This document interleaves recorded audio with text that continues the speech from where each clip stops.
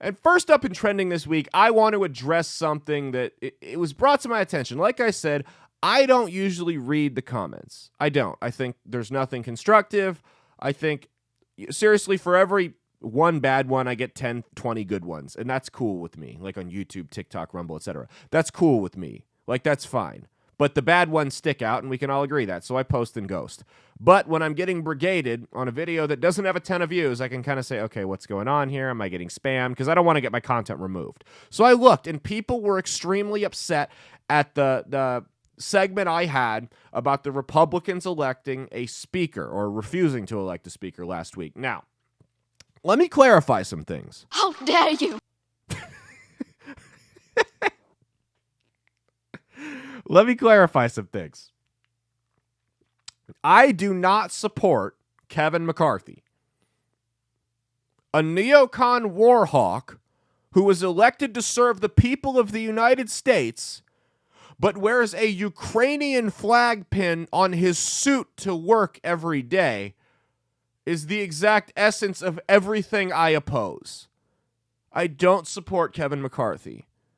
But we all knew Kevin McCarthy was going to be the eventual leader. You can check my video. Check that video. Never once did I say Kevin McCarthy's the guy for the job. We need to get him in. Never said it. You can go watch it 100 times.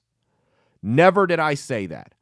But the Republican Party, knowing that the majority of the mainstream press is against it, right? You have to, listen, I don't like it either, but you have to play with the hand you're dealt. The majority of the mainstream press is against Republicans. And knowing that, they still decided to make a national clown show out of themselves, rather than doing what they're elected to do.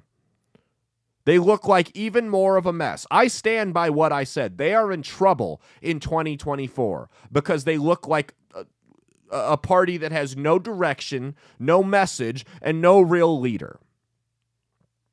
They're in trouble.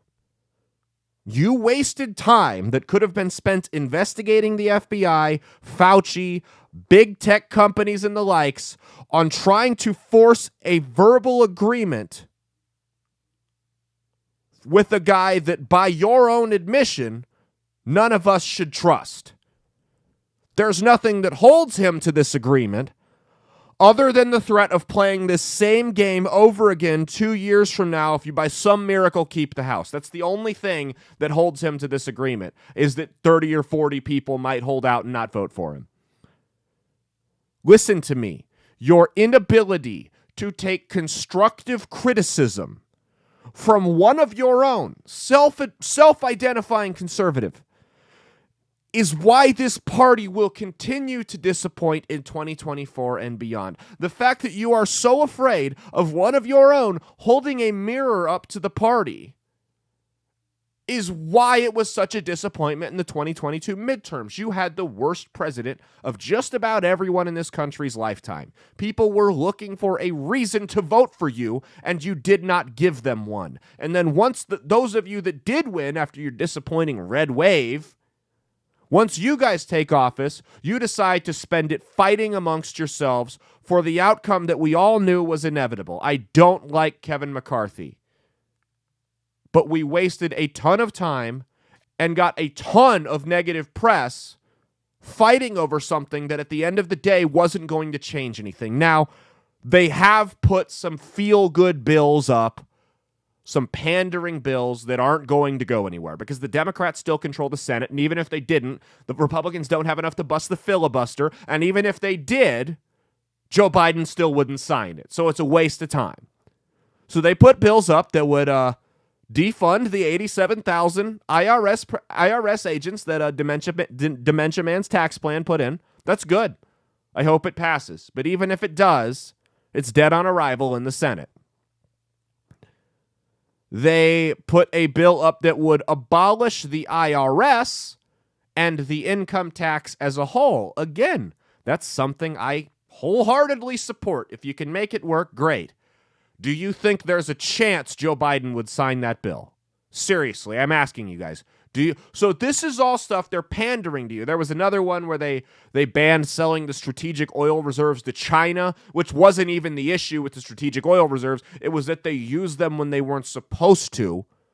because they wanted to steal an election. Now, there was an issue with them selling it to China. I should correct myself there. But that wasn't the primary issue. It's that it's being abused when it shouldn't be. Like this is stuff that's not going to pass in my lifetime. Listen, I hate taxes. I hate the IRS. In my lifetime, we are never going to abolish them. I've conceded that. It's fine. Do something that can actually work. This is so you can go to your constituents and say, look, we did a thing in 2 years when it's primary season. It's like pissing yourself in black pants. Like, it makes you feel warm inside, but nobody actually noticed. Hey, thanks for watching. If you liked what you saw, be sure to click the link in the description to get the full episode on Rumble. If you prefer to listen along, you could actually get us on Spotify, Spreaker, and iHeartRadio. You can also go to www.outlawstreamers.com to learn more about not just my show, but tons of other great shows and all the exciting projects they have coming up. Follow my socials at Caleb Isn't Funny on Twitter and Instagram, at Caleb Salvatore Comedy on the Chinese Spy app that is TikTok, and be sure to like and subscribe to this YouTube channel. Thanks, and we'll see you every Saturday for brand new episodes of That's Based. Peace.